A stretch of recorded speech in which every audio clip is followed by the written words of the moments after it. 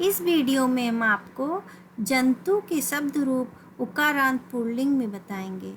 प्रथमा विभक्ति एक वचन जंतु, द्विवचन जंतु, बहुवचन जंतवः, द्वितीया विभक्ति जंतुम, जंतु, जंतून, तृतीया विभक्ति जंतुना, जंतुभ्याम, जंतुभि, चतुर्थी विभक्ति जंतवे, जंतुभ्याम, जंतुभ्यः, पंचमी विभक्ति जंतो, जंतुभ्याम, जंतुभ्यः, षष्ठी विभक्ति जंतो, जंतवो, जंतूनां, सप्तमी विभक्ति जंतो, जंतवो, जंतुषु।